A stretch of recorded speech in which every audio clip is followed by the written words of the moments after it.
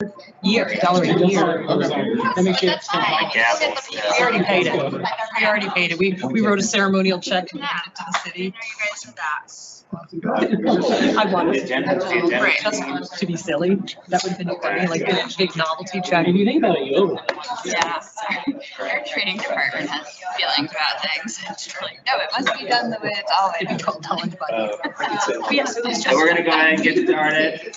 Hello, hey. We're going to go ahead and get started. Welcome everyone to the August 11th Technical Committee meeting. Start with a roll call. Start down here with Simon. I'm the Triangle West Director.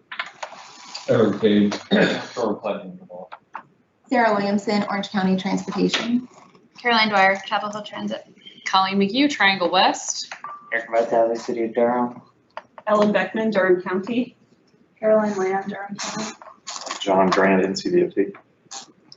Dr. Dodson, Town of Scarborough. Jessica Luther, NCDOT Division 8. Glenn Blackburn, City of Durham. Tom Dillon, City of Durham. Bill Judge, City of Durham.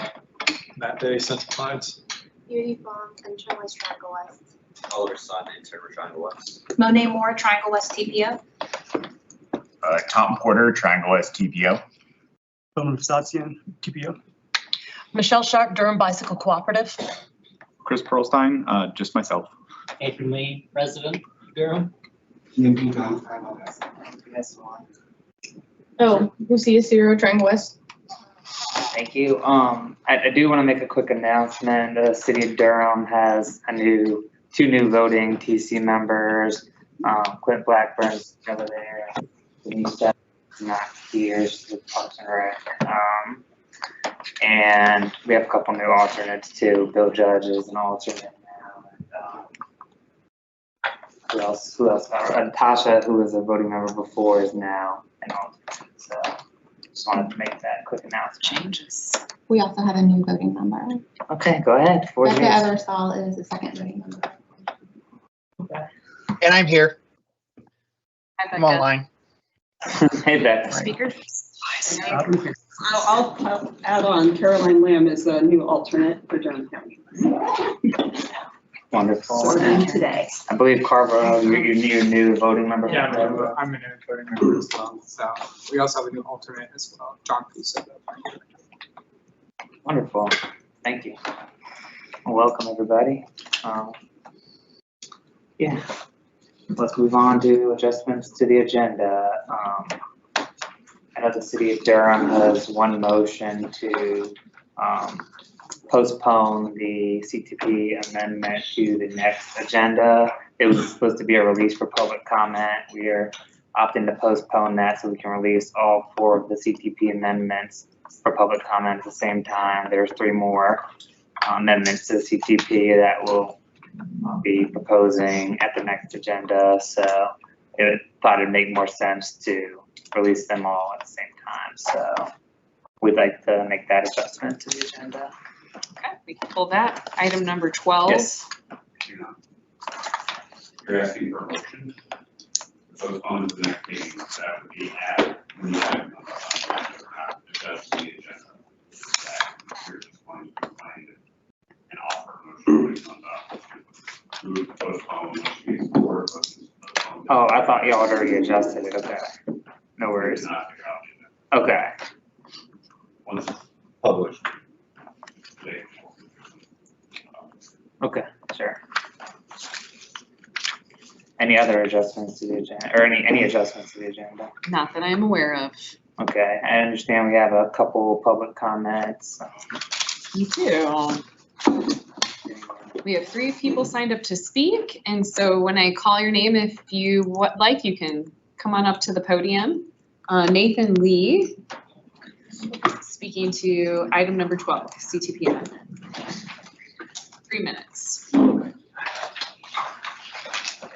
Good afternoon, Nathan Lee. I'm a Durham resident, a member of Durham Bicycle Advisory Commission. Today. I understand since you guys are going to move it to next September. But I'll also spend some months. Right. But two brief points inside in here anyway. The facility that's being moved is a street cross section, which involves bike lanes and sidewalks, and the current justification document proposes no replacement for them. I've asked staff what bicycle pedestrian analysis was performed, whether a narrower cross section was evaluated, completion was recommended. I hope to see both addressed in the September package rather than during the comment period. I'd also asked that the additional general amendments be identified on the case as possible. And I notices for these comment periods go beyond adjacent property owners. Changes to our street network affect the people who have to travel through it, not just the people who design it. Thank you. Thank you very much. All right, next is Chris Perlstein.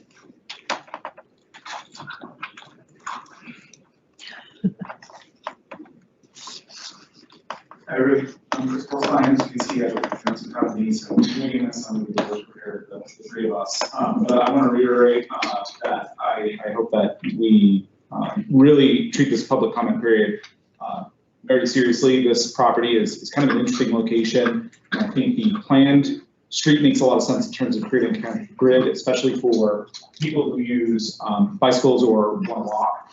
This would be a critical north-south route that crosses that new section of 885. There's not a lot of other options. And so I think we got to think really carefully about this. I understand AbbVie wants to have reduced public access based on what's going in there.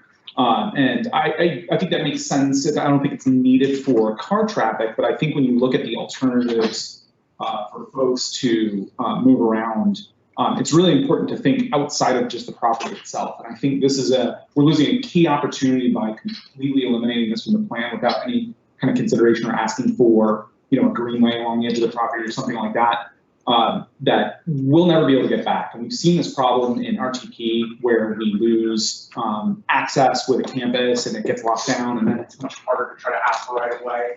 Durham has struggled with this a lot. One of the biggest roadblocks to some of our greenway and bike lane projects or sidewalk projects ends up being right-of-way acquisition. Hear it over and over again. It's right-of-way acquisition becomes long, expensive, complicated. We've got to hire contractors to help us out with that, which then further increases expense. And it creates a lot of delays. And every time we delay, that's that much more people are forced to drive a car, right? Also, if you look at some census tract data, again, outside of the property, go to the south, you actually see up to 10% of households in some of the census tracts just south of this property don't have access to a car. And those are the people who just literally can't drive a car, right? How many of those people are going to bike? I don't know, but we should give them that option. But also, as a transportation planning organization, what do you want to see in the future, right? Do you want people moving around one back car, or do you want to facilitate other transit options? And so I think this is a really important item. I hope that these don't get combined too much, because I think some of the other CTP amendments that are upcoming, from what I understand, are going to be ones that I would support, and I think are good. But in this case, I have a lot of concerns about this in a vacuum. Thank you.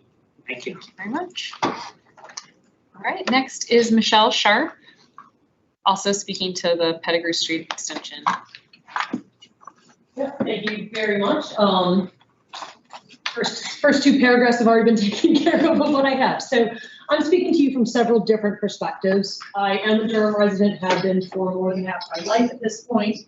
I've been an employee of the RTP also for nearly half of my life.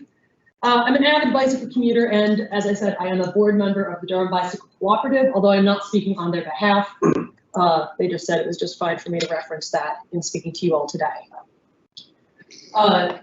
I am also a homeowner in Ellis Crossing, which is just south of this Abbey V acquisition. So I will be directly impacted by the decision of the Pettigrew Street extension east. Preserving some sort of bicycle and pedestrian access in this corridor, as described by my friends before me, would create an incredible opportunity to improve bicycle pedestrian access all the way down to the RTP, to North Durham, and farther north, with all of the future plans for greenways that we know are already in place. You're likely already aware of RTP 3.0. The RTP companies and landowners have approved new developments that's going to be walkable, mixed use, and includes a walkable and bikeable park, including a full north-south greenway expansion that looks absolutely beautiful. Those trails have acquired biking and walking areas around them, and right near Ellis Crossing neighborhood. Street. and extending a bike-safe infrastructure all the way through north to the Durham infrastructure on Pettigrew would then tie the RTP trail system in with Durham's network of bike lanes and multi-use greenway trails. I made an image. I did share it already with Monet, but you can kind of see it here. I copied with pride the amazing and beautiful work that you did already on the hike and walk map, but I added my own because this section here is at Ellis Crossing, very green, very chill, bike lane, wide lanes neighborhood. And this is that proposed section drawn in crudely with paint. I did send this digitally, but I'll also just leave this here in case you do decide to still discuss topic 12 at all or want to look at it later. This corridor could be preserved as shown, and I hope this visual really underscores the value of having public access to that Pettigrew extension and the connectivity benefits between RTP and Durham. So during the 45-day comment period, I hope that will specifically be evaluated as to how that can be a benefit to everyone in the surrounding areas, because through various greenways, it could connect all the way down to Apex, Cary, and Raleigh in a simpler fashion that's not just the American Tobacco Trail, which is amazing, and we all love it. But let's have two. Cars have like 5 ways to get from the south into Durham, and bikes have 2 connected, safe pathways. Thank you. Thank you. Can I give this to anyone? Should I just leave it up here? Thank you so much, and it's digital.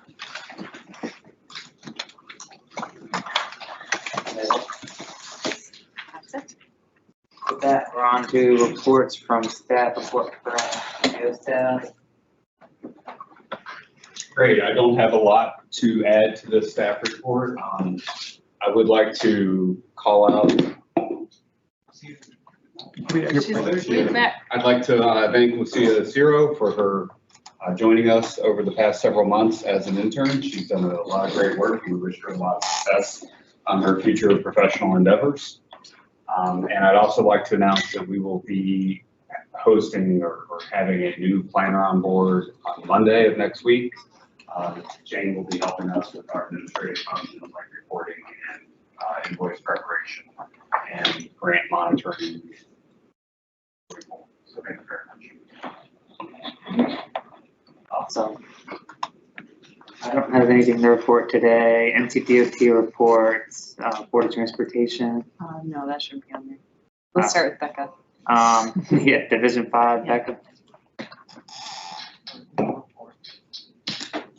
No report. Division 7. Good afternoon, everyone. Chad McCuskey here.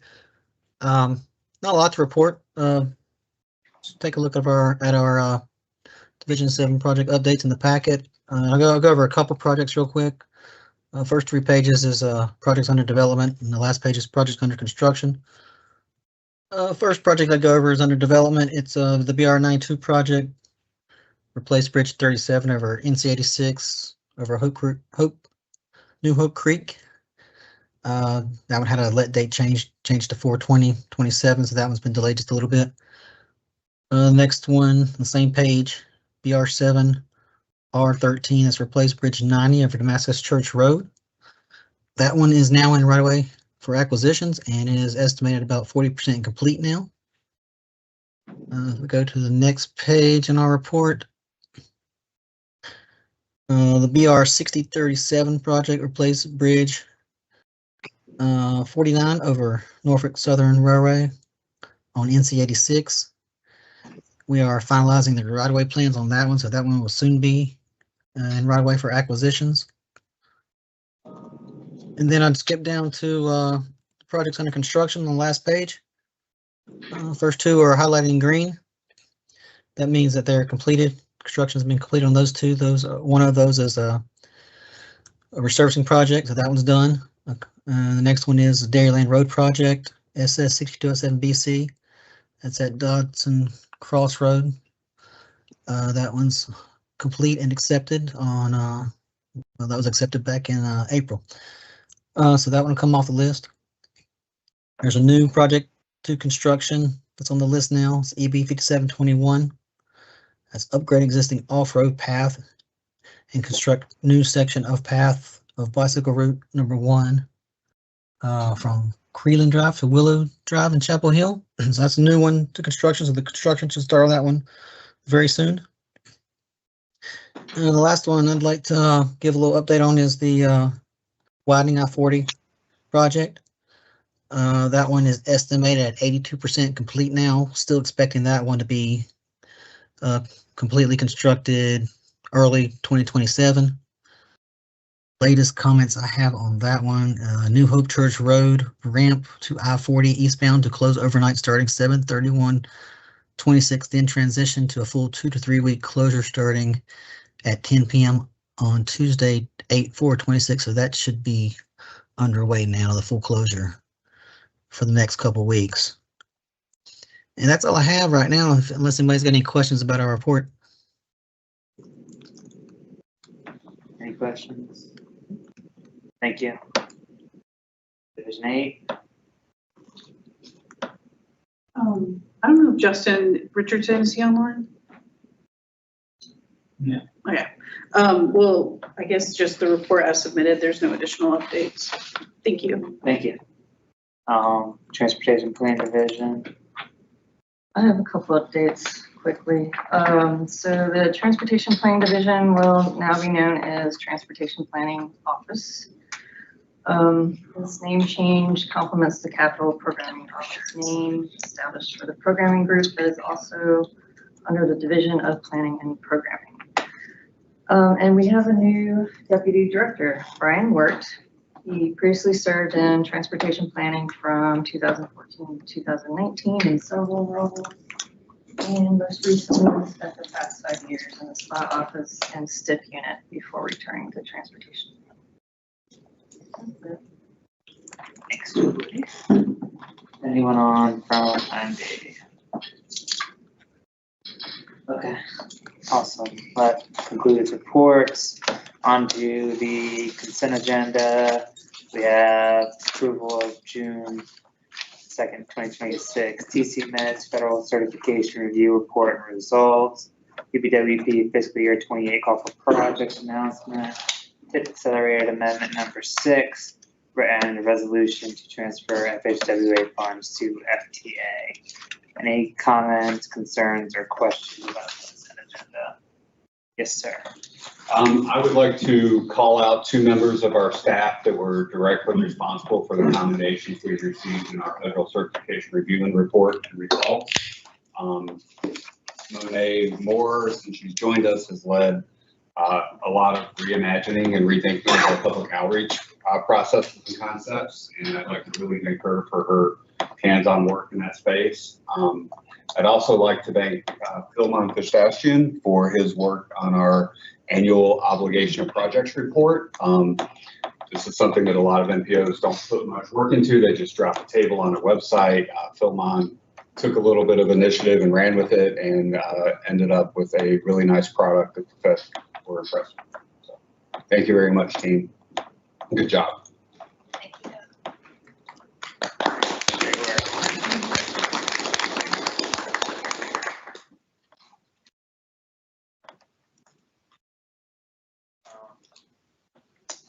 Any other questions, comments, or concerns? If not, looking for a motion. Motion to approve. Motion by Ellen, second by Tom, all in favor? Aye. Any opposed? Passes unanimously. With that, we're on to our action items. Action item number 1, approval of for fiscal year 27 transit plan global special capital agreement. You're already ready. I'm ready. This one's a mouthful. So those of you who are involved with the staff working groups on both the Durham and Orange side are probably familiar with this one. Essentially, this year, we became aware of the fact that the TPO needed to be a party to any of the global special capital agreements as part of the transit plan that have federal funding on them or are regional in nature. There is a long list of projects for which that is the case. I'll read them off quickly for you all. East Durham Grade Crossing Study, Durham County. Holloway Street Transit Emphasis Corridor, City of Durham. Fayetteville Street Transit Emphasis Corridor, City of Durham. Durham Station Improvements, City of Durham. Central Durham BRT, City of Durham. Village Mobility Hub, City of Durham. Vehicle Replacement, Rehab and Equipment, City of Durham. Triangle Mobility Hub, Go Triangle. Expansion of Bus Operations and Maintenance Facility, Go Triangle. Route 805 Corridor Accessibility Stop Improvements, Go Triangle. Vehicle Acquisition and Replacement, Go Triangle. And then last but certainly not least, North-South Rapid for the Town of Chapel Hill. And so essentially the motion we're seeking today is to recommend the Triangle West TPO Board authorize Doug, our Executive Director, to sign the global special capital agreements once they have been signed by the other relevant parties. Any questions? So I just looking at the agenda item, it seemed like maybe some of the attachments were missing or mixed up. So I just asked them to check that. Okay. And I mean, I know some were on the orange side. The Durham ones, I think, are pretty. Okay, so we'll see. Just putting. I'll make a motion to approve. By Ellen. Second. Second by Kara. All in favor? Aye. Any opposed? Passes unanimously. Thank you very much. With that, we are on to comprehensive. With that, I'd like to make a motion to postpone the comprehensive transportation plan amendment for Pettigrew Street extension to next month's technical committee agenda. I make the motion as the chair. Yeah. Okay. I can second it. Seconded by Ellen. All in favor? Any opposed? Passes unanimously. That'll be on next agenda. That brings us to local input point approval for prioritization 8.0. Come on, the floor is yours.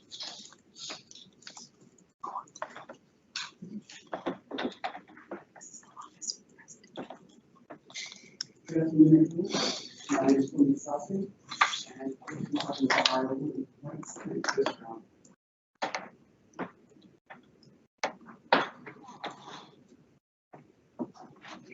All right, so here is what we're going over this meeting. We review of the schedule where we're at and some background information on the practice of methodology. Then I'll go over the commission efforts that we took amongst partner agencies as well as our period. Following that, we'll get into the actual point allocations and go to next steps.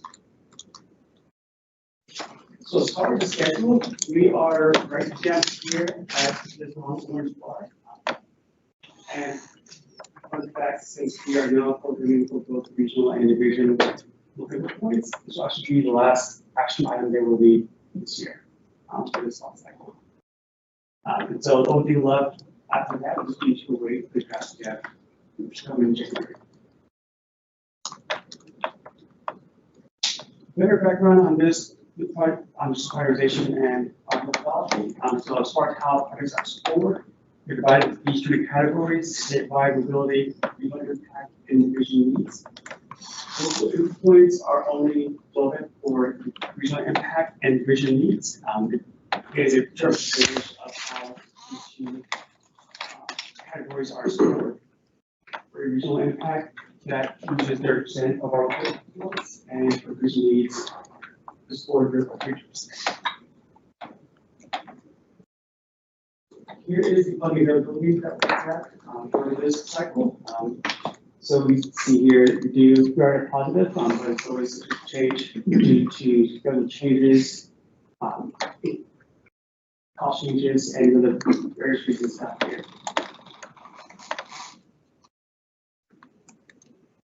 Getting to our methodology, this is the main thing that changed with this latest adoption. The two criteria in red, actually utilize our Vision Zero action plan, the city data, and originally adopted remember just. Also outlined in the methodology is how we would like for our points to align. We're not set on this, but this is how we would like to align based on our ATP.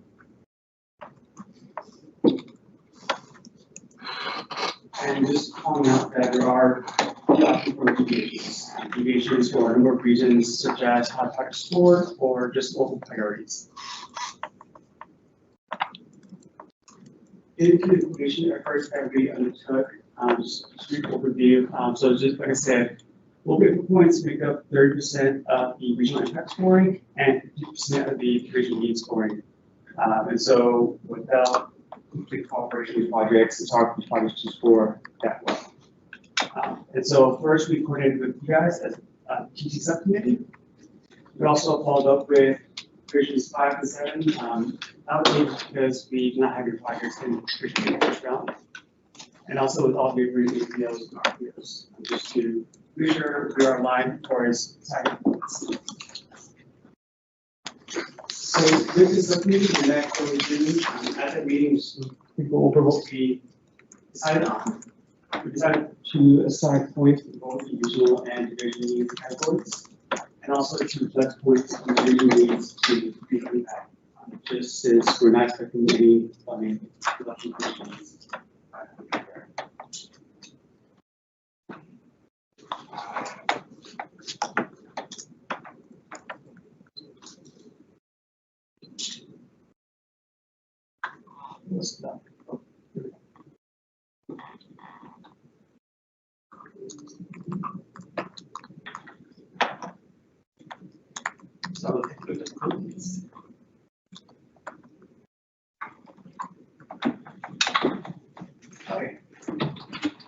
So next we'll go over just the coordination with other APOs and just listing projects that we anticipate having a full amount of points, just to coordination of both of our efforts. So Campo, we have a variety of ERG projects, and then from her RPO, they will be donating points so that we can also put points onto these rail trails and other freeway trails.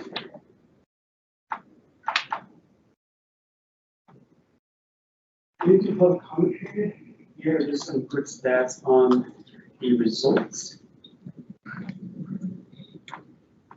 As well as I'll go through this in just a minute.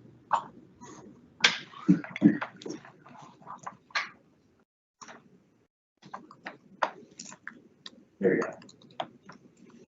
So this QR code is for an interactive bookboard because in our public period we created maps where there was a public could place pins on the live or book.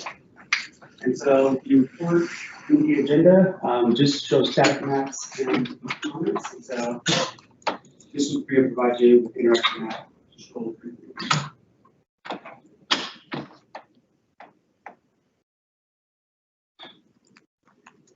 Just some overall themes from what we saw from the public comment period. The questions were divided by mode.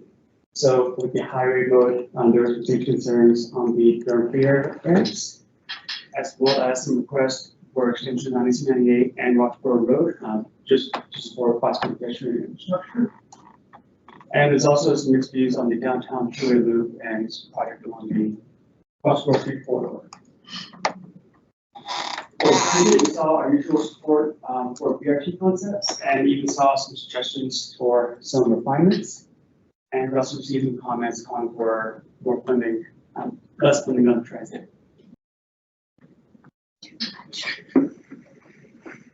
For each categories for rail, we saw a lot of support for freight separations and overall safety. There's also interest in the second main track and wider bridges to support freight, Amtrak, and future commuter rail. For bicycle pedestrian projects, there's actually strong support for bike lanes in AC51 and 4s, as well as various requests to extend greenways, for example, along AC54 and in Southeast Europe. In employment obligations, we can go over the main changes since last time.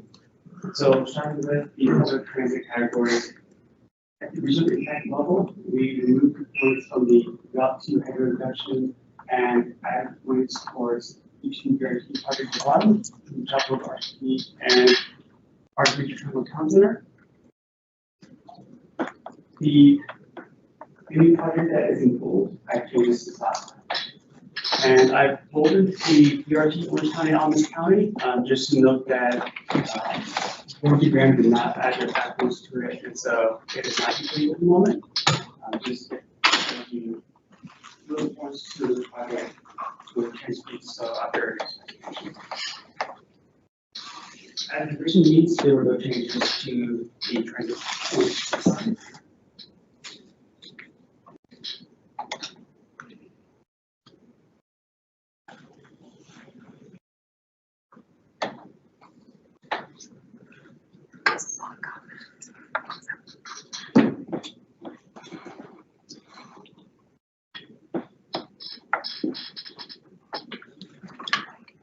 This visual is being finished, sorry.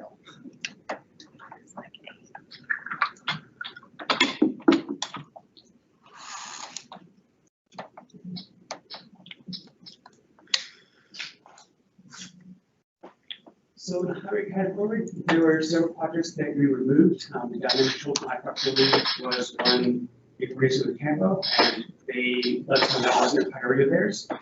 And with these, these are crossed off. These were local widening projects that didn't quite align with what we were doing.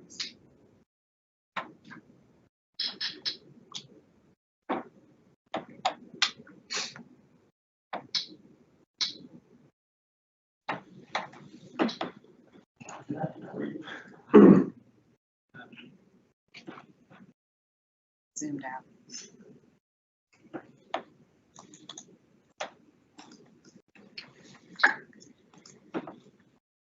Okay, sorry. So continuing on with the highway projects, on this list, only change to it was just a removal of points from old AC10. And at the division level, points were removed from the Newton-Brixton two-way conversion and also the Orange Grove Road modernization. Points on rail projects remained unchanged. And as for maximum completion projects, when we first did our initial points, the scores for those projects were not released, and so we held off on allocating them to the points. And so they were put onto the top four of the projects, and then we did allocate some to some more priorities that we could. This is here. Priority was called out old NC 86. What's your attitude to that? And just noting the donations for Target that are allowing us to back towards these projects. As far as the next steps, as I mentioned, we are knocking out both regional and division level approvals right now. And so after we officially submit this to CPOT for August 28th, at least as far as regional projects, we will then wait for the right kind of process to submit the division level projects later in the year towards December. After that, we will wait for the draft step. Any questions on that?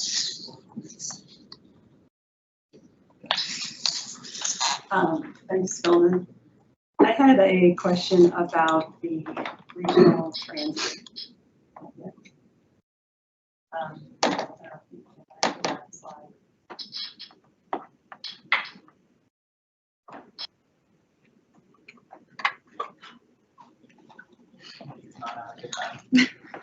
Struggling today. Same computer, same. Well, I mean, I wanted to clarify something that you were saying here.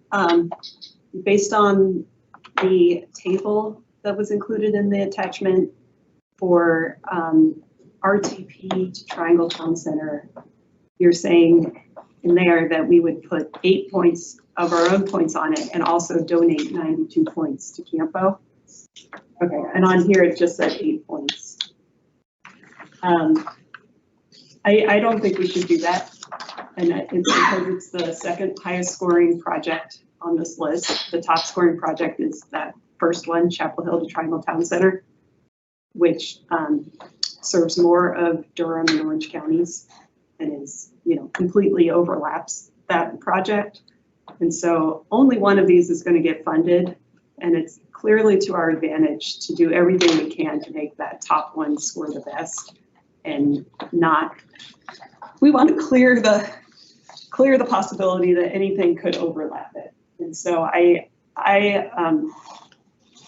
like to suggest that we remove really it's 100 points on that, both the 8 and the 92, so that we're not opening the door for any sort of potential lack of coordination that would lead to that one scoring better than the first one.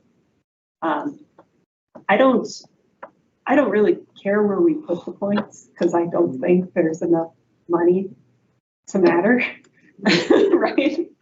As long as it's not another very high scoring non-highway project, I think I'm kind of indifferent about where we put the 100 points. Yeah, let me see reason for your caution. Yes. So other TC also agree we can make that change.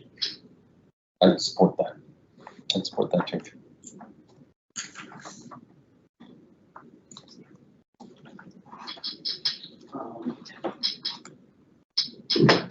Ellen, are you saying that I think what I heard you say is that the RTP to Triangle Center is encapsulated in the top one? Yes. So the top one would be built, it would also build the RTP to. Yes. Yeah, that makes complete sense to remove. They're both competing for the only possibility that any BRT project gets funded in the state. It makes sense to do the bigger project. And I mean. That serves the most people. In our area, yes, it does. Yeah. Could we put 50 of those points on the Central Durham BRT? Sorry, donations were fully encompassed on here, even though they're on the spreadsheet, but we donate points to Campo in order for them to be able to make that project whole. Central Durham BRT is greater than the project extent that's just in Durham. So we only get 50% of that project. I think that's the reason for your confusion, right? Okay. But Campo is 30-50. No, they're created 50. We are donating 50 points to Campo to make that project 100. Okay. What is the limits then? I guess can someone clarify what they are putting 100, what we're donating 50 points on? Yeah. It's a good question. If that project were just the limits of the project that y'all are working on right now, it would not be on the regional impact list. It would be on the division needs list. And so I believe the limits were extended to include a portion in Campo. To downtown Raleigh. To downtown Raleigh. To move it into the regional category. Maybe. Yes. Yeah. Maybe going forward for the board, can we say Central Durham to downtown Raleigh or something? Rather than Sure. I think that makes sense to limit the confusion.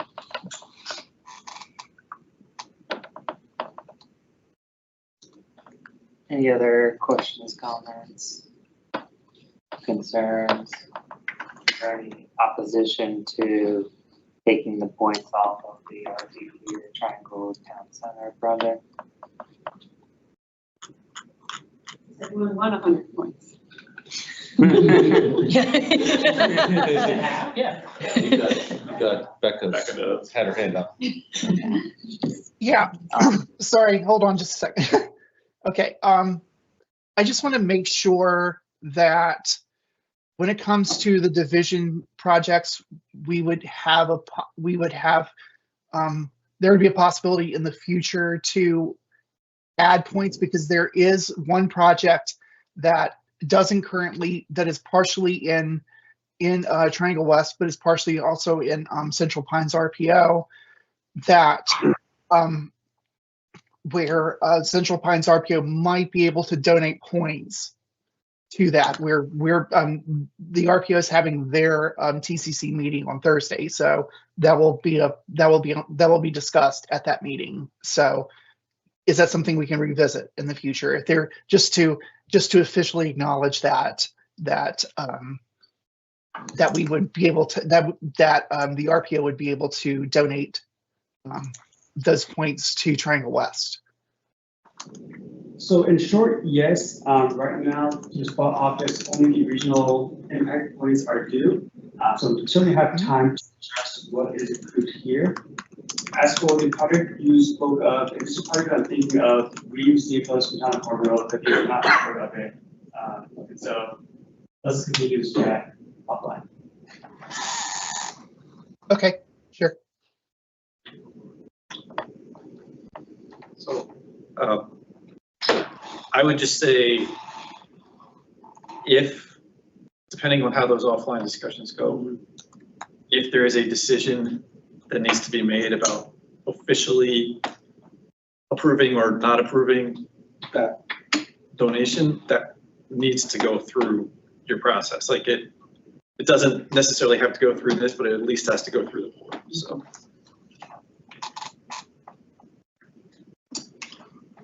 I have a question. Did you say that the Burlington Graham RPO did not add points to the Alamance County? Is that because they don't support it or because they have other projects that are priorities? I'm just. Their TC meeting is next week. Okay. That TC meeting is next week.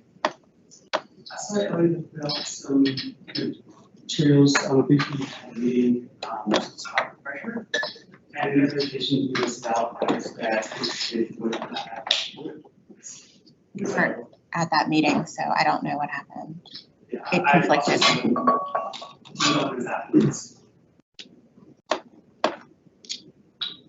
So they're not in support of it, or they just have other priorities? We're not sure. We weren't able to be part of the discussion. Oh. They booked the meeting at a time. So nobody knows. So we don't. Okay. Thank you. Sounds like there's not going to be. Got it. Understood. Although if we have 100 points that we're trying to figure out where to go, we could just slot 5 in to build up now. Yeah, I guess I was just curious though if like the other, terminus of the project is not in support, how viable is that as a project? Yeah. As long as they're not against it, in which case they would deny what we are asking to donate. Okay. As long as they're not against it, they should still. Elliot has been supportive of it, but we just haven't had the conversation with the other partners. Yeah. Oh, that's literally what I was going to say. As of right now, it is proposed that Burlington Graham will give the other 5 points. But of course, we haven't had our meeting yet. So it's not an absence of the points because they took them away or were like, no, we're not going to do it. They just haven't gotten there yet. Right. Okay. No. In the draft local input points for Burlington Graham, they have indicated, and things could change obviously, but they've indicated that those 5 points will go to that project. Thank you. Helpful context.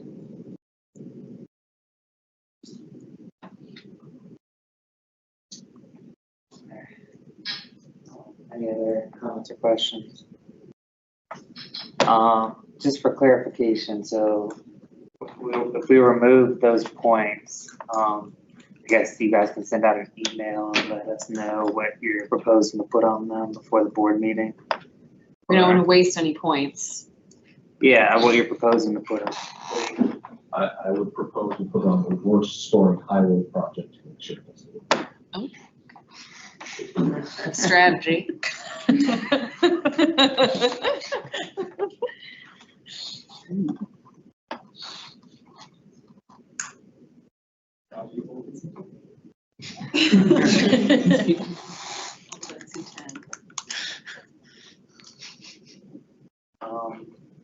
So the recommended action is board adoption. So we're looking for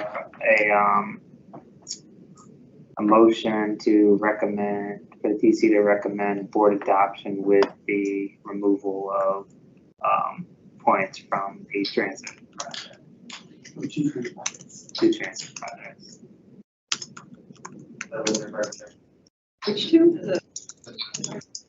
Actually, remove one addition of points to the other. Yeah, from RTP to Triangle Town Center to the Alamance. You have an excess points available, but yes. Well, so like PGNTO is going to put it. Yeah. First, Yeah. That's We'll still have 100. That's too many points. why I suggest we just put it on the four-story highway project, so it doesn't help any other non-highway project. Counts for what we want. Devious. Precedent of actually putting points on highway projects, though? Was that? I don't want to set a precedent of us putting points on a highway project. A nice Even if it's symbolic. Then put it on the West Point Rail project. Behind that. Technically, there's no requirement that you spend it all. Leave points on the table. Birds before swine. With this extra, we could also plug some back to the division aids. Just to understand what we're doing with that. Oh, there you go. Like that, yes. Those points are due when for division needs? December. December. So we can bring this back at a future meeting. Sure. Okay. I'll make the motion that we forward this recommendation for approval.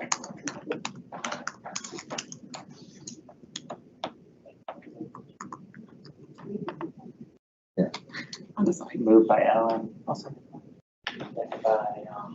Second by, Duncan. All in favor? Any opposed?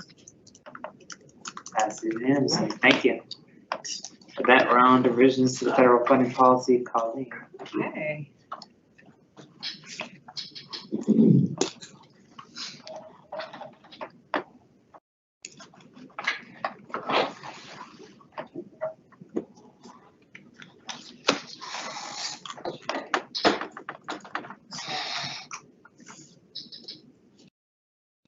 That was quick.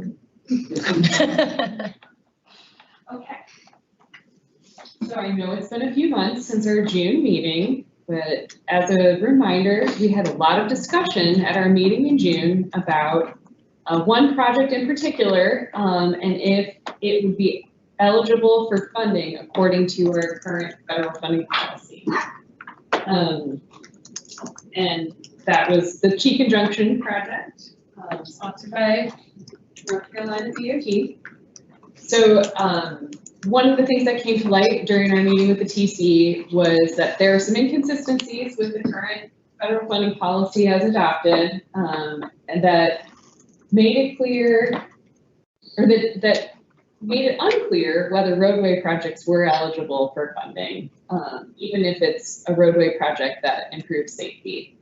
And so we brought some revised language to the board to release for public comment at the June board meeting, and proposed removing the line saying and not for roadway projects. The board was supportive of this and added some additional language. Starts on page 2 and goes on to page 3 of the federal funding policy. You've got some attachments if you want to look more closely at the document itself, but I just copied and pasted the language in here. So the change is that safety projects are eligible, but only for projects that have a design that addresses a documented non-motorized safety concern. So we put this out for public comment over the summer and did not receive any comments.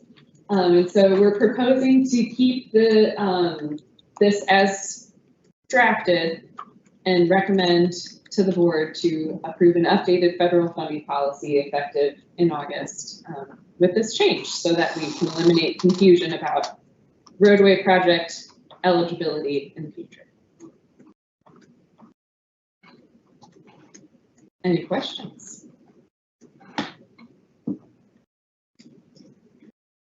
Yes. So just to be clear, what counts as documented? Like, does that mean there has to be a crash or just that if there's a concern? That's a good question. I think we talked about safety documentation being on our high-risk network.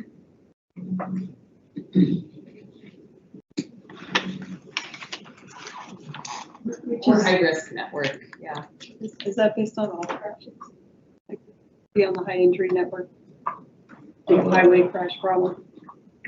We have multiple subsets of the high injury network.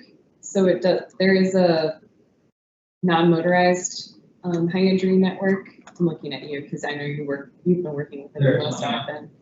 I don't remember the terminology exactly. Bike high injury network. And then we also have a high risk network, which we created in order to be more proactive and not just wait for safety issues to occur. Because, I mean, that's what that point is what I heard at the MPO board meeting. Some of the board members said, you know, even if there aren't any crashes, you know, maybe because there's no facility there, like Cheek Road, right, was the example. And the desire to be proactive about providing facilities ahead of there being a lot of crashes. So would this qualify, I guess, under that? But yes. This example would meet that position. Yes, okay. I'd like to put a caveat in that just being on an identified documented risk or injury network doesn't mean that a project that doesn't address and include countermeasures mitigating risk should qualify. Yes. There should be something in the first project pointing to as being, this will make it safer. Yeah. So like on Cheek Junction, like we're now pretty much requiring that it have a side path, sidewalk facility, or else it would not meet this criteria, which I think is what we all want. And I believe that for DOT's moving forward to incorporate that. So I want to make sure we all understand that.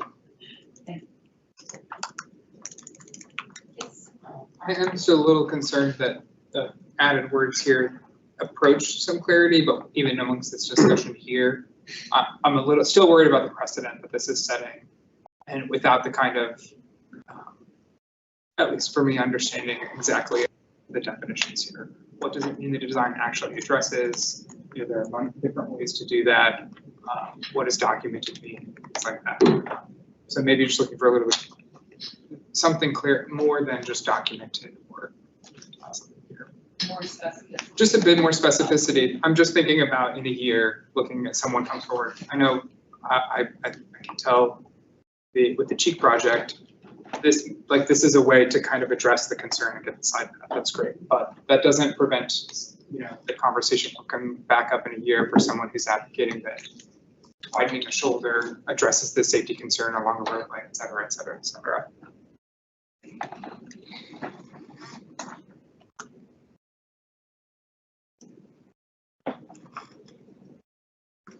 I think ultimately what we're trying to do is create some guardrails, unintended, for the TC to, in your judgment, collectively make decisions based on reasons.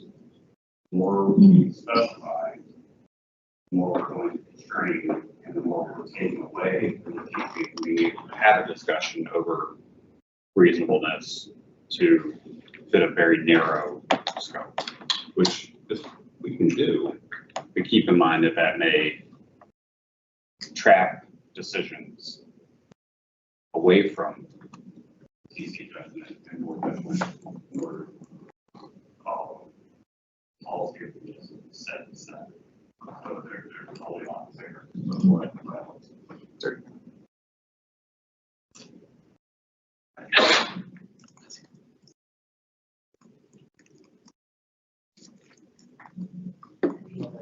Questions or comments?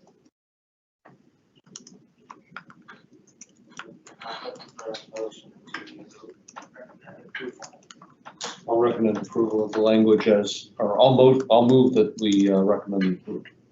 I'll move that we recommend the language as written. Second by Tom. All in favor? Aye.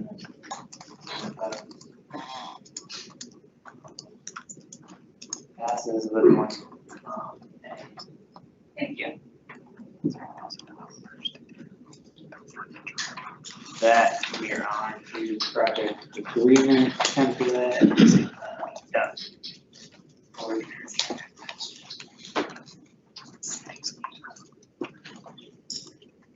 All right, so close to your packet is an updated general project agreement. Proposed with our funding awards. Thank you to Bill Judge from Durham and his expertise weighed in and provided several comments. Philmon has also included, could we put those in an updated document or Is it printout here? I'm not sure if it's the one on the agenda. We sent something out shortly before the meeting, so if folks want to look in their email at the updated attachment. Okay, so Philmon had a couple of comments. The point of today's discussion is not, I'm not looking for a recommendation for the board to adopt. It's to bring this back up so that we've had one iteration of review. There's still some questions that were brought up that we'd like to answer. One of which is, how do we identify when there is a problem delivering a funding award? And what is a quote reasonable approach to curing the problem that we can put into an agreement to keep everyone accountable for the timeline the projects they're supposed to deliver with our funding. As now, it is nebulous, it's not clearly defined for a time, it's more incidental. You know, this is the kind of project it is, this is the problem that's happening. What is in a consensus or reasonable way to correct that deficiency? Once we come to agreement, we agree on the remedy, we agree on the timeline to implement the remedy, that would be moving forward for that specific project. And I'll use the same comment as before. The tighter the guardrail we put on it, then the tighter the response is going to be, and we're not going to be able to deviate from that once we put it in practice. So if we say, you know, there's X kind of problem that's identified with the project, and you have a year to solve it, and you don't solve it, then that shuts the door on it. It doesn't allow us to continue to work through the problem, which is perfectly fine. I mean, right now the policy says, I believe that the federal funding policy says that you go 2 years without making progress on the project, that the board can rescind the funding board. And we have many projects in our program that could be subject to that right now, that we're not technically enforcing. So really it's up to the TC collectively. How accountable would you like us to hold each other to on these projects, knowing that right now many of our projects have encountered significant delays, and those delays are impacting other projects that may be ready to move forward regardless of the community in accessing that funding or moving to development. So I don't expect an answer today. You guys might talk about it today. But something to think about is I ask you to review this again and look onto it. And then, Philmon, if you want to talk about your comments, that was the one I had identified. Because we want to make sure that whatever we decide on this project agreement also correlates well with our funding policy, our federal funding policy. If you want to come up here, so. There's just a couple small changes. Yeah. In section D, I'm adding non-federal to the first point, just because only non-federal funds can be used as a match for federal funds. So those would be either local or state. And also under item D for number 2, instead of just leaving that as a variable timeline, we set it to 2 years just to align with our federal funding policy. That's deadline that stated in there.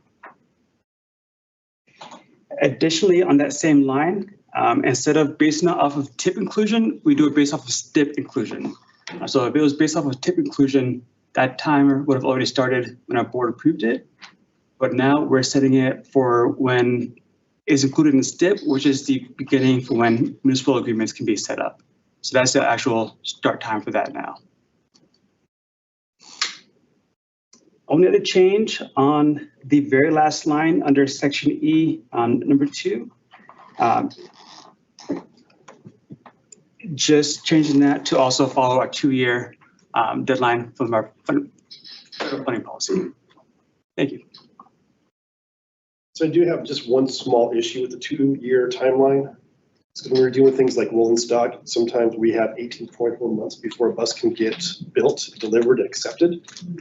And so I'd hate to be up against that over a manufacturing issue that we don't control. So I think we can maybe clarify between rolling stock versus an actual capital project.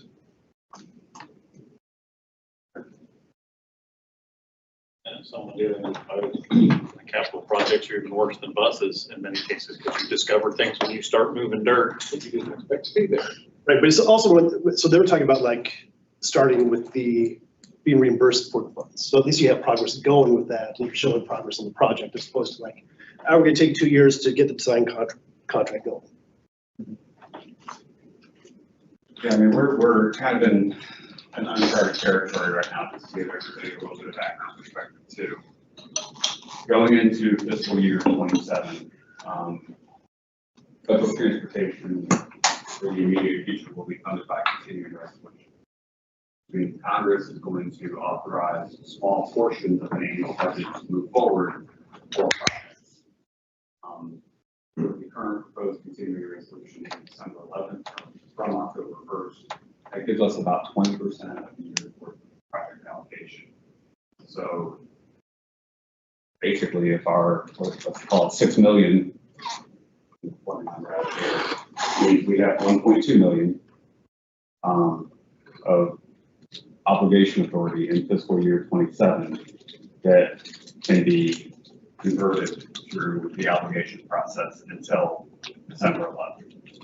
So if a project consumes that obligation authority, then another project waiting behind it will not be able to get that obligation authority, get permission to start spending funds until Congress authorizes.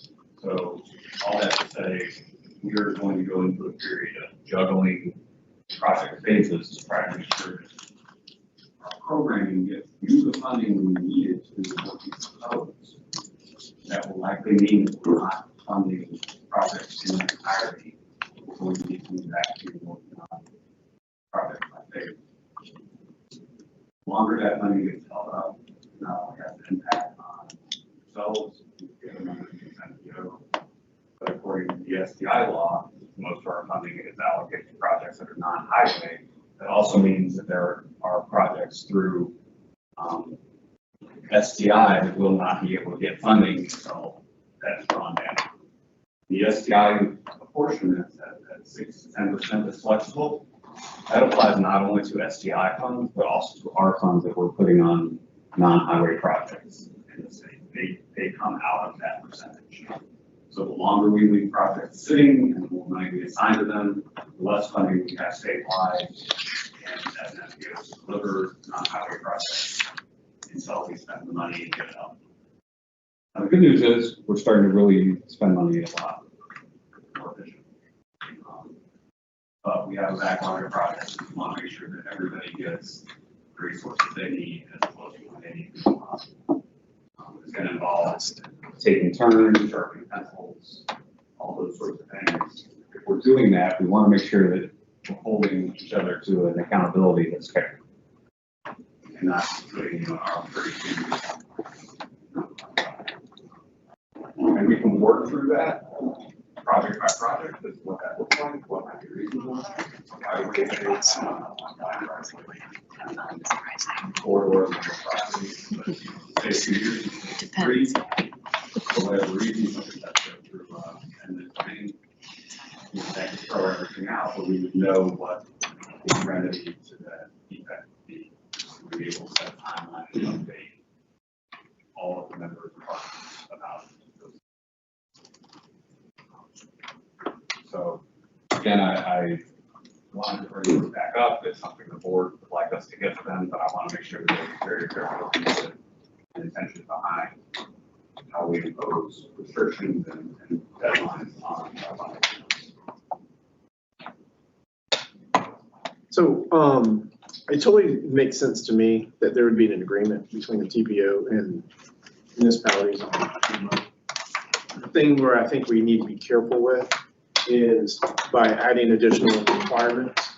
You would do also add, depending on how onerous that requirement is, it's potential additional delays to the project. When you have to update these agreements or because this is staff time that's going to be taking to go through this process. So I'm just saying that we just need to be careful about making these agreements too onerous, and that it could also create its own delays to these projects. So, but I totally think it makes sense to have an agreement. And then I'm actually kind of surprised there wasn't already one. Most NPOs in the state do not have individualized project agreements. But I'm very proud of the improvement in performance this NPO and all the members have undertaken over the past couple of years. You're by far not the biggest backlog. Yes, the point of this is not to make it hard. Right. I'm just, what I've seen so far doesn't. But I'm just saying that it's easy to just like, oh, let's add this, let's add that, let's add this. And then before long, it's like, okay, well, we just missed all these deadlines because we had to redo this agreement, all these things. I mean, I'll go back to the right-of-way example. If the agreement is for a right-of-way acquisition phase, we're going to ask the entity acquiring the right-of-way.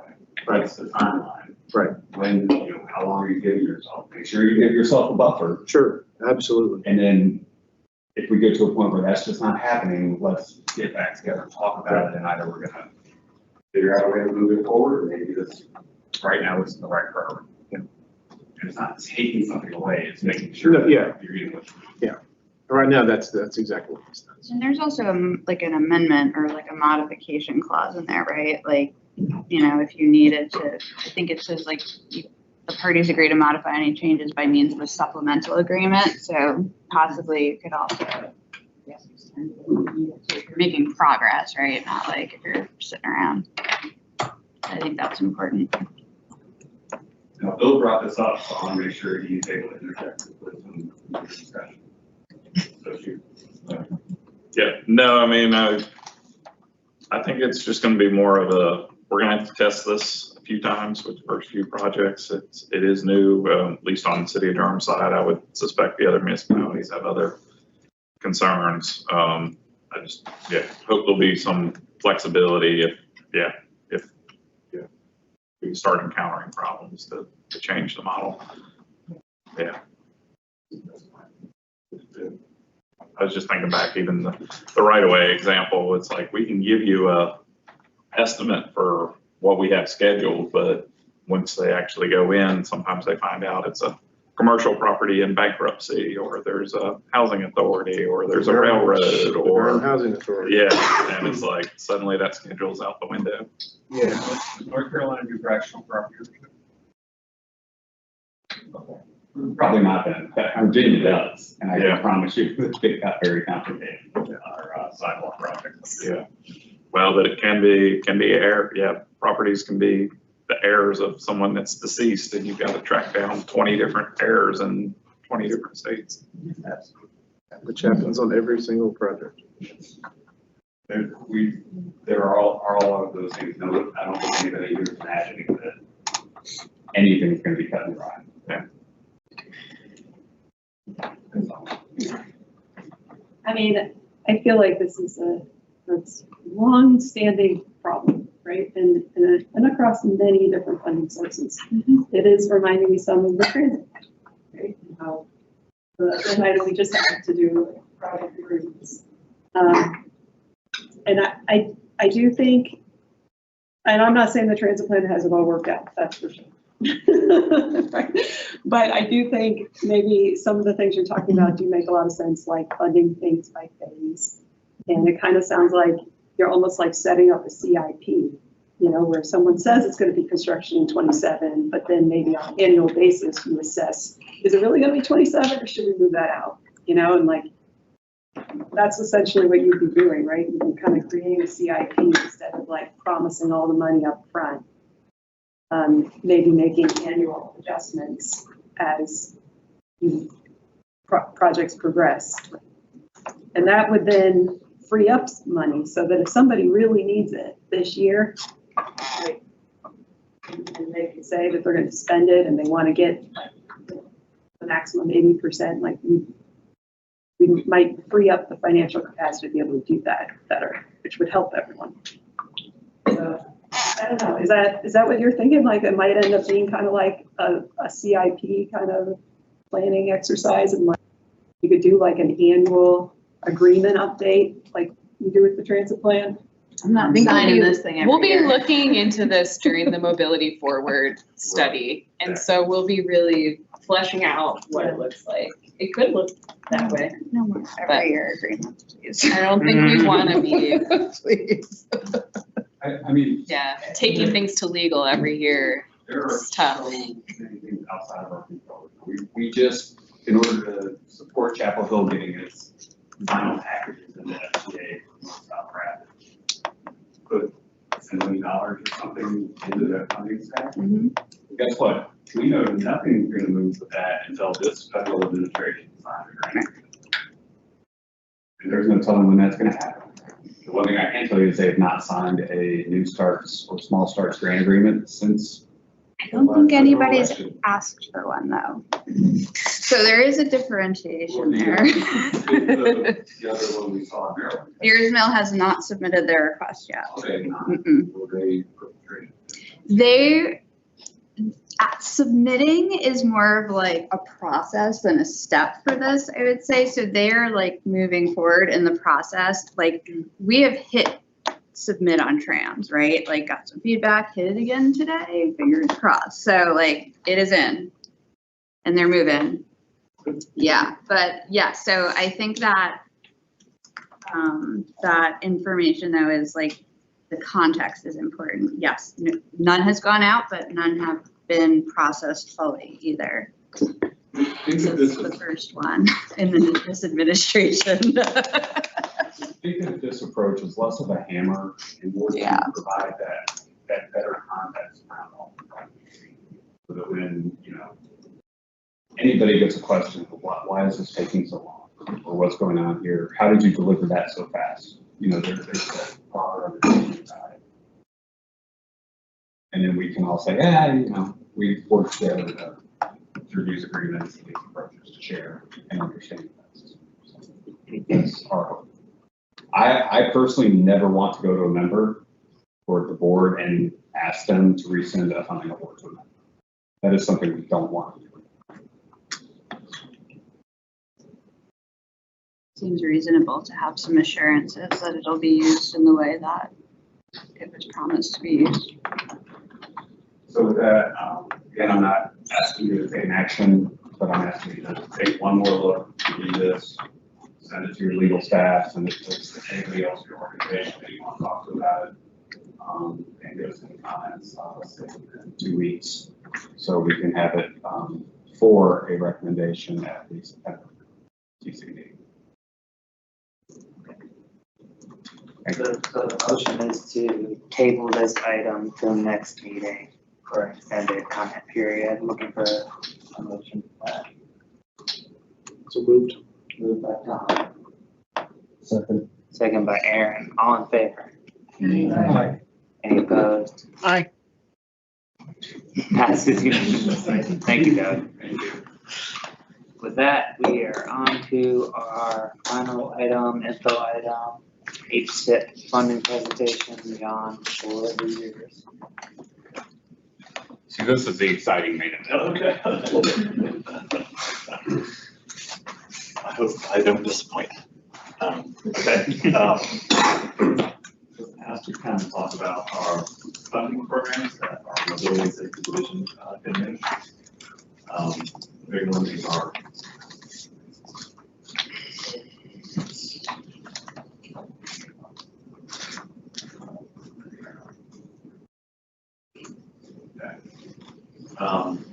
these are our funding sources, and this is the just the kind of line here.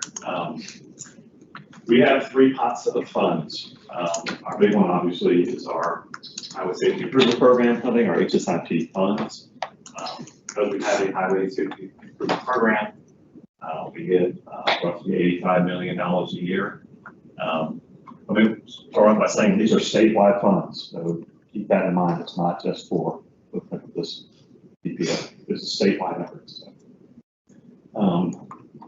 Those are federal dollars. Our process with our federal dollars is we have a rough offset and a rough cap of about $1 million. So if it goes above $1 million, we have to sit down with our state traffic engineer and make sure they understand what the project is, because a lot of times $1 million project quickly becomes a $2 or $3 million project.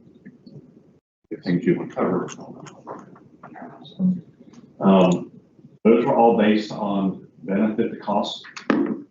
Strictly, that's all it is. What is the benefit to the cost? Cost of the project, the benefit of applying the crash reduction factor to the severity of the crashes and the pattern of whatever location it is.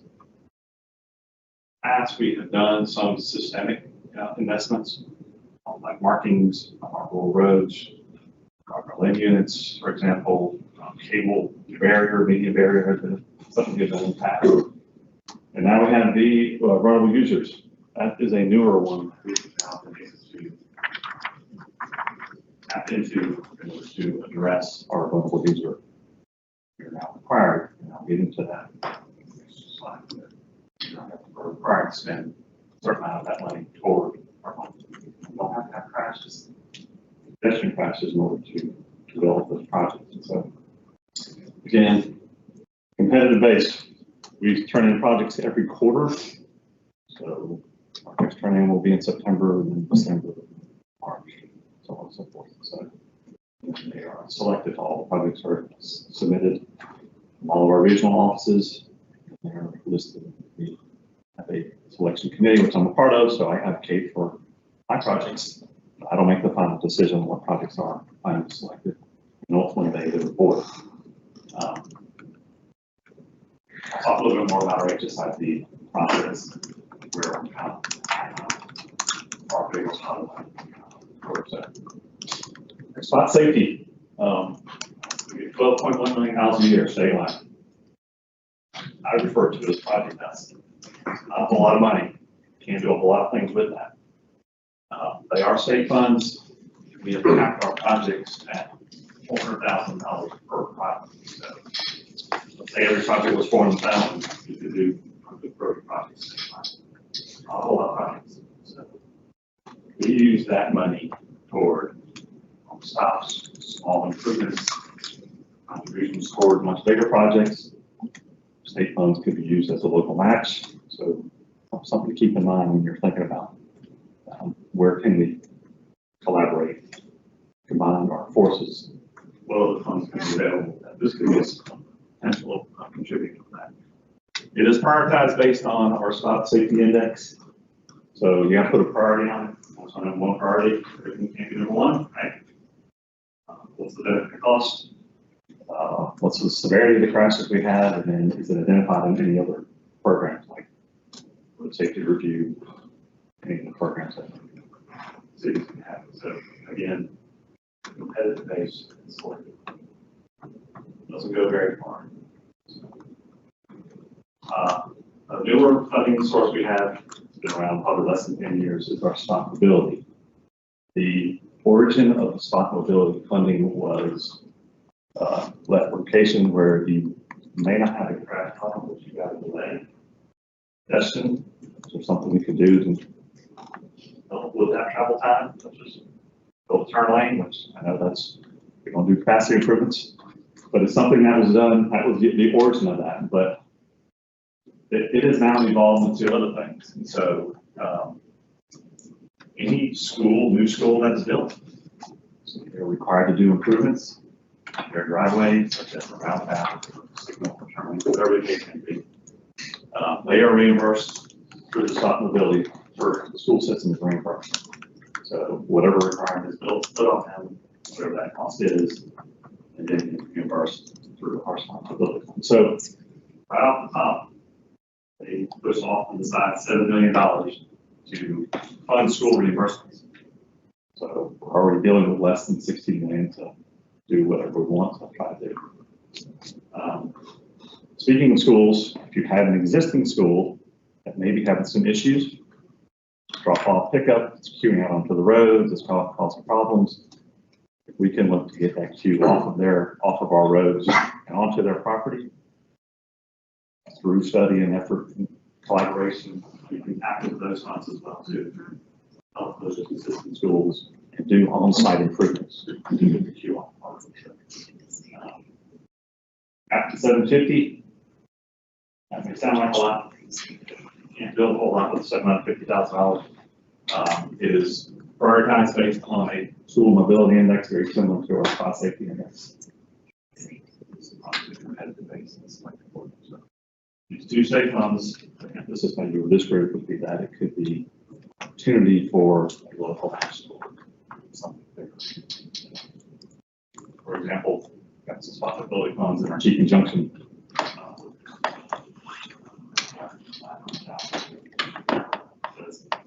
There will be an improvement in mobility with the proposed improvement. So we were able to contribute to that. So. Can I ask a question? Yeah. So the HSIP is federal funds, so is that 80% and the 20% match? Yeah.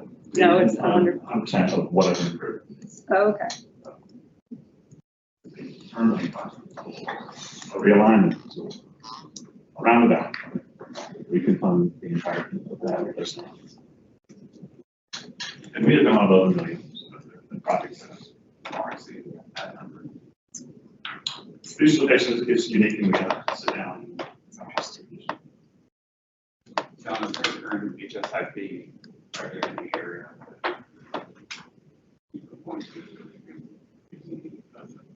As an example of that. Could you help me on that? Sorry, I'm thinking of Roxborough and Horfield. Enfield and Horton, right? Am I saying that right? That is an example. Yeah. The turn lane project. The turn lane project, yeah, that is 100% funded. That one grew to only 3 do we know what that was at? Over time, that grew. And we're dealing with the sidewalk connection, there's a gap in sidewalk. Right. That's an example. That one hasn't been built yet. So It probably at one point we had a conversation about a project in Wake County that was building a sidewalk at a school and using HSIP, right? Yeah, through our VU project process. Yeah. Yeah. But we can do, so I'll get into that a little bit more. We can do sidewalk gaps. Not gonna do miles and miles of sidewalk, but where there's some gaps. We can tap into those ones. Whereas historically, we have never done that. And it's not anything that you do. And we're going to build sidewalk as long as there's an understanding of who's going to maintain the sidewalk. Right? Our discussions we've had. That's our role. That's never been an issue here now. So, as long as there's understanding where it's going to go, and there's something to maintain. But you can use these things to disrupt it.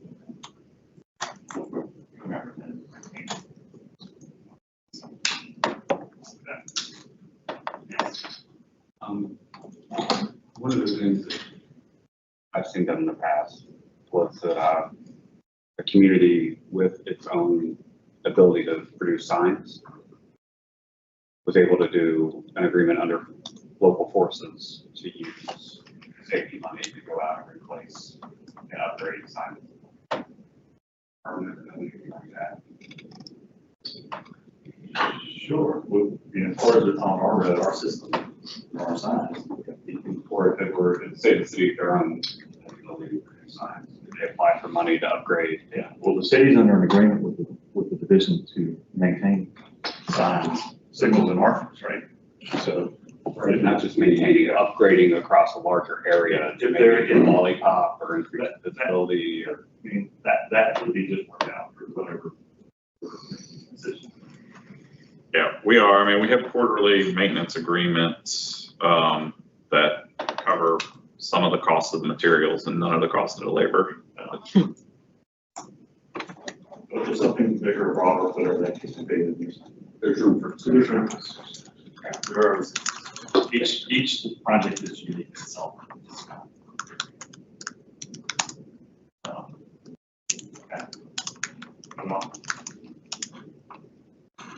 So a little more about our highway safety improvement program. So we have a strategic highway safety plan. That's what we're operating under 2024, excuse me. And that 9 specific things have been identified. And what the highway safety improvement program is, we're looking at 3 critical issues, kind of where all of our serious and fatal injuries are occurring, which is our lane departure, our intersections where you're having those conflicts, and our pedestrians fighting that. So this is our spending targets. It kind of matches up where we're having all of our serious and fatal injuries. So our road departure, which is really our rural 2-lane secondary roads, is where we're having a lot of that. So, so we kind of broke down the funding. They're soft targets. We try to achieve these. At the end, we have the bike and head, where we're now required to spend 15% of our federal dollars on that. The next slide will explain that. We were probably at about 18% or so bike and head sales. So, this is kind of our funding for funding targets. We do things like kind of the balance if we can fit them in. Pedestrians could be it's crosswalks and ramp improvements, or sidewalk gaps, things like that are available to us to do. And then our road departure ones, we're doing statewide efforts to look at our line design, scribbling, shovels, etc. A lot of marketing projects, even now started doing some roller strip projects. It's line, center line, to try to do what we can for the rest of the small control. So challenging to address these issues. So this is the VRU, we call special rule. Now, those are is greater than 50%. We are now applying to spend at least that amount on related projects. And we are doing that. We have probably spent closer to 25% of our funds since 2021, middle of 2021, for bike and head, and so sidewalk gaps, head improvements, and block crossings, whatever the case may be. So that's what it's not a separate fund; it's part of our HSIP fund that we are now required to. So this is part of that largest first bucket? Okay. But these would be federal funds, so. Federal funds, that's correct. So, yeah, so with a soft cap of $1 million per project. Soft cap $1 million per project. So the city, we're interested in partnering to try to do a flat managed project. Yeah, we'd have to comply with all the federal requirements for a project that's, capped at about $1 million. Yeah, but that make sure that's clear. It can't be used as a local match. No, I know, but that's what I'm saying. Yeah, we're getting to the point where, because of all those requirements that comply with the federal requirements, we're not pursuing projects that are that small. Can I clarify? I thought that NCDOT typically spends these dollars, like, yes. right? Not that they're not sub-allocated to local DOT spends them. Like you would be building the sidewalk. That's correct. DOT would build the sidewalk. And then the maintenance then would be handed over to what is the sidewalk. Yeah.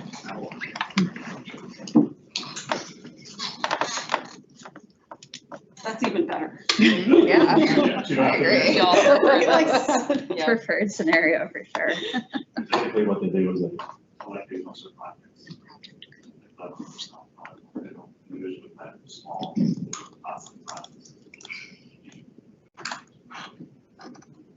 Okay.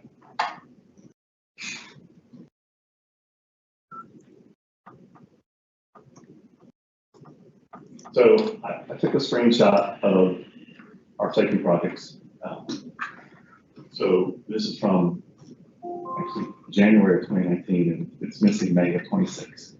It has recently been updated. So you can go to this website and zoom in, and you'll see there'll be some intelligence on every little dot or line, et cetera, that are there.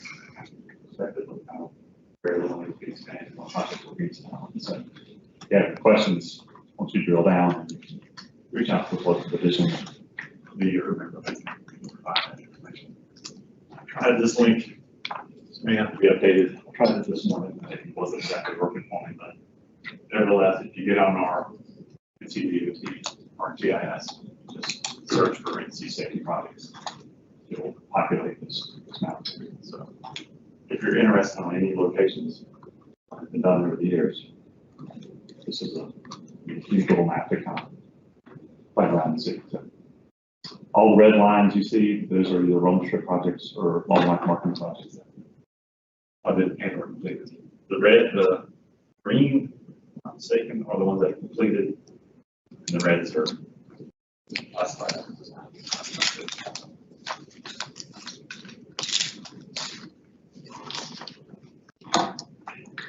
Yeah, if you got ideas or thoughts, I know this is statewide. This is me in the middle, so 5, 8, 7, and 9. I've got regional traffic engineer Tyler Fowler, who is over 5 and 8. Brian Thomas is over 7 and 9. So issues, thoughts, concerns, questions, you can always reach out to them for questions. Or just reach out to your local division contact them. Probably the easiest way. That's it. Maybe we should say questions. Coming out of this presentation, if any of our members have ideas about specific projects, what's the best thing, other than bringing it to your attention, what kind of data or understanding of the situation will be most helpful for you to manage the department's internal decision-making process? So, projects are a collaborative effort. Everybody's got recommendations and ideas, getting everybody on the same page, and those are the ones to move forward with. Cost, is it going to be competitive in our programs? Is the community, do they want this? Make sure that it's a desired improvement. I mean, we've had always stops that are very controversial. Out in rural areas, some of our divisions, something as simple as that would be an easy thing to move forward. So there's got to be that, making sure that everybody's on page. So, if it's not successful in the first quarter, it's always on that list. It's the next time. It's the next time, etc. So it doesn't go away. It's always on the list. So it's a collaborative effort. So the political support is a very real part of the process. That always happens. Correct.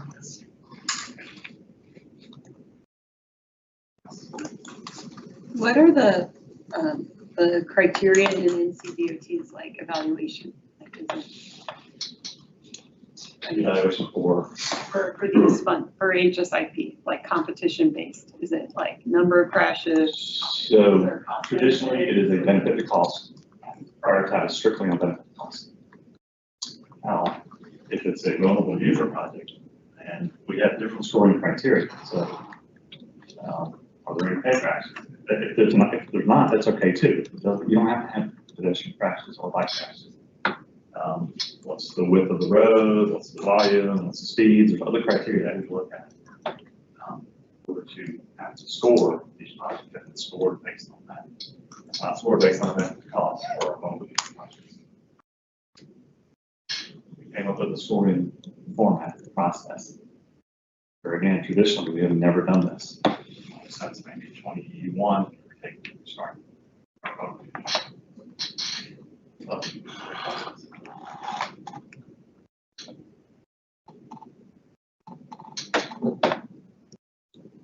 Anybody else? Local match for the state funds. Think of that. I'll do that. Thank you, John. Thank you, John. Good job, John. Recent news, articles, updates, next meeting, September 8th, looking for a motion to adjourn. So moved, John. Moved by Don, Second. by Aaron, all in favor. Aye. See y'all next month. It's good to see you.